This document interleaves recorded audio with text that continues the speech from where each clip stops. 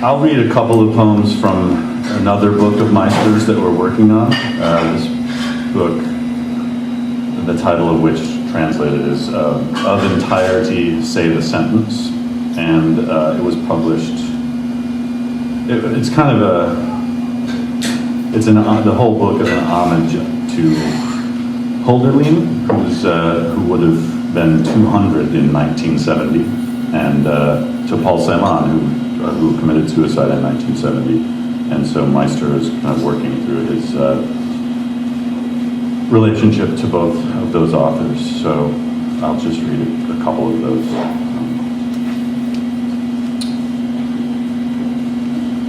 Walled in, a ship, in the dashed body, sleep. The sails do not cease being white, even if servants, gray, necessity's pupils, are also standing guard.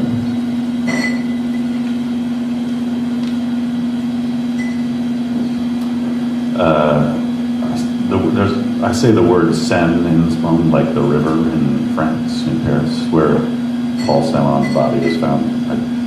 It's been misunderstood when I've read this before, so when I say that, that's what it means. Child of no season, but of the inclement riddle of ever, summer bestowed. So this one, over God's skeleton flaming, or the smeary Seine, what's mine is as what's mine, untormented to the universal design, giving you neighbors, our living and dying, dying and living, because some things rhyme. In Time's Rift is the middle part of a trilogy that, well, it's not an official trilogy, but feels like a trilogy. His last three books, they read as books, I think. Before Sam and I translated these poems, there are some selected poems available by a couple of British translators that sort of cherry pick from a bunch of different volumes, and I think the poems really, they benefit by being with the other poems in the books, that they were composed as books. Maybe that's the short version of what I'm running on about. And Meister was a theology student when he left home, and quickly gravitated toward art and aesthetics and philosophy at university. Studied with Hans Georg Gadamer, if that's a familiar name to some of you. And got drafted into the German infantry after publishing shortly after publishing his first book, when the Third Reich took over. Spent time being sick and injured and working in rail yards in the military, and ultimately, it's a kind of a long, convoluted story that has him being called up for service, getting sick or getting injured, sent home or sent somewhere strange, and then he finishes out World War II in an American POW camp in Italy. I don't know how much of that you'll hear in these poems, but as you get with them, things start really resonating about his weird life. So I'll just read the book until the poems are very short, until my time's up. And what does the sun want from us? What leaps from the straight gate of that huge glow? I know no greater darkness than the light. We had toy clockwork. We had of name, death, the unexperienceable point. We had language, but was there we? There was, from a coupling, from I and I, a third, a universal possibly. Would that be loss? Clockwork, I watched it float away.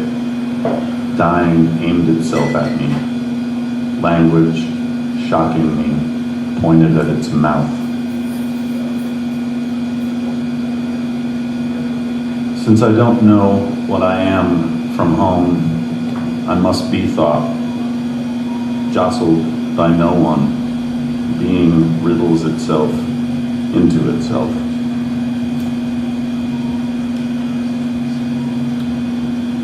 He, the monosyllabic one, 5 times a letter, makes, insofar as there is no misfortune, complete an understanding.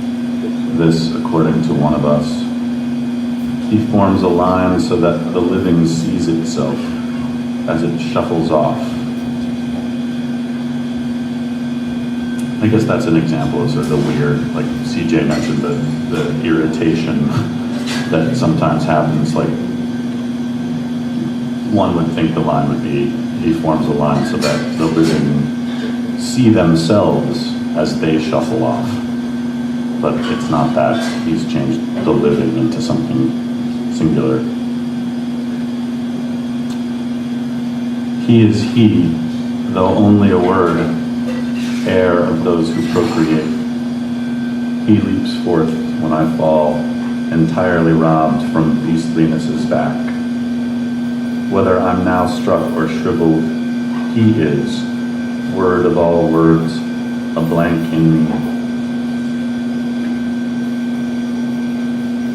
This one sketches gnats in air.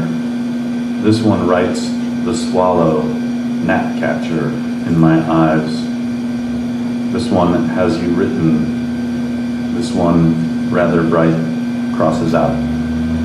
He crosses the writer out when the day comes.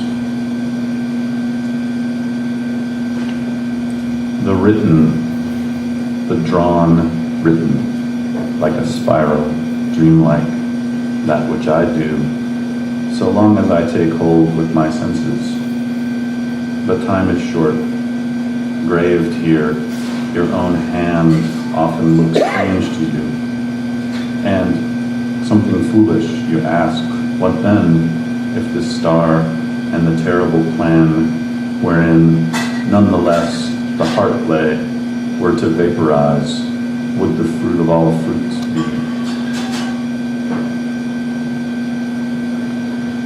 I know these are kind of sulky, like everyone's out on a Saturday night, really eating this up.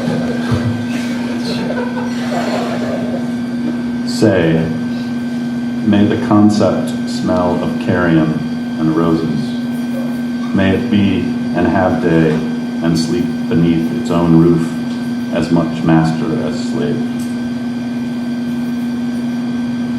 Song, something similar to what was or another, and I do know of what does not sing. No, I don't mean stones, flowers, beast, but rather humanly, those in the fully completed blunder, whereby there is suffering, from suffering alone, it's that. Old lamenting, early lamenting says, you should lament me. A budding sprig flatters me. Lament it, old early lamenting. Stepping up in armor, someone wants me to lament the old early lamenting. Recites it for me. I speak the words of early lamenting, old lamenting. It's truth. I vomit it all over that budding sprig.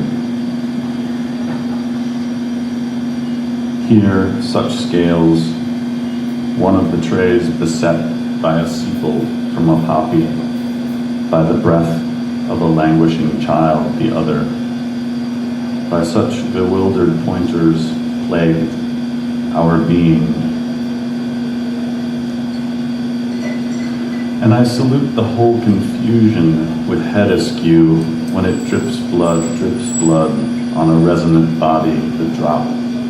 Is there an ear for that other than yours? No sense of hearing has a home beyond the earth. Wherever I walk or stop, it drips blood on a resonant body, the drop.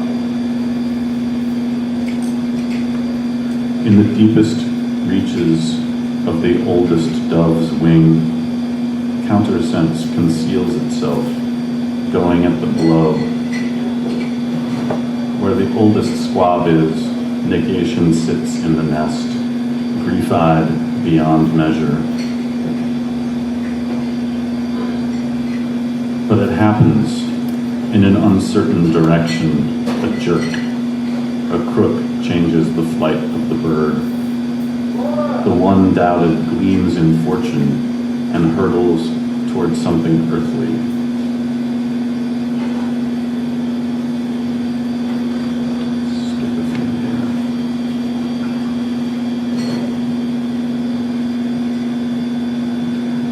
Oh, in one's own, oh, in death's skin, we've only, if we have a sense of ourselves, to some degree come out ahead, because the push comes in the back.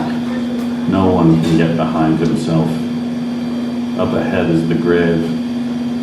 How the air moves a tendril, flowers stir. This is what sometimes concerns the eyes inside.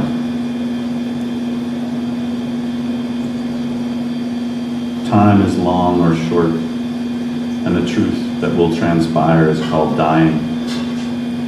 Thereafter, you're accordant with the earth, the heavens, who have no sense of themselves. But who are you then? So what did it really mean, born to give birth to time, in the endeavor we call consciousness? What is I for?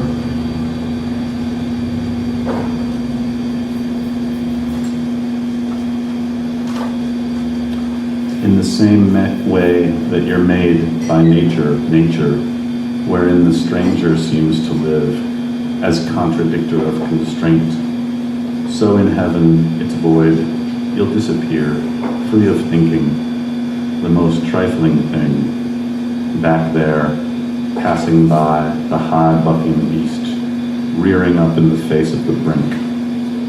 Crossing over would be a mere stone's throw, no. That's not the title of the book, but Infiniti is from reading Pascal, he has this sense of time as being, your time is about this big, and then on either end of you is this sort of infinity. And that's kind of what he's trying to think through with this book. I'll read where the title comes from. To have been a thought in time's rift, until the horror of eternity overthrew it. What follows isn't sleep, but skeleton. But those who understand know this. I'll read this one in German just because I can. I mean, I can read them all, but Sam is much better at this, and it's kind of embarrassing. He couldn't come, so. Es will sich im Toten das Nichts erschweigen, so ist es ganz wirklich. Nothingness wants to conceal itself in what is dead. In that it is quite real.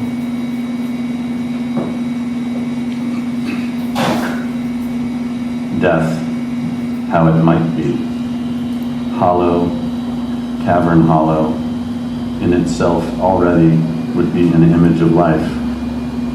This and its end, humanly possible. The grass has it easier. We are not like grass.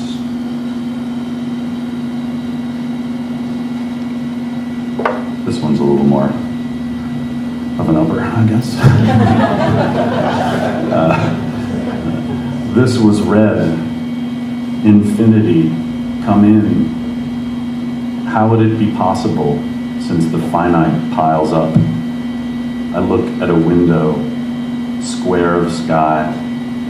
You, dear, are still my dwelling.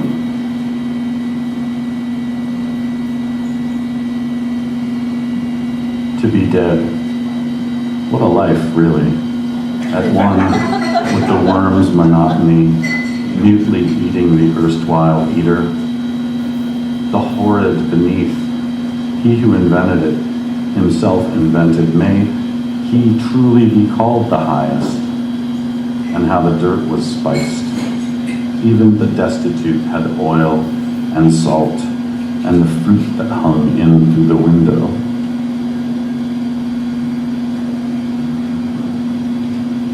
The unholy longest time is coming, where the weave, the truth woven, changes into earth, and nothing else happens, eyes or tongue. Countless are already art experts, languishing in the earth's rip. When the grain that is called earth has ground itself asunder, who will show whom to a last image? The nobody stands at the end. This is the last poem in the book, and the last one I'll read. Did you, sun, thieve eyes from me, or I from you, in that moment's glance, when the universe no longer concerns me, extinguished? Thank you.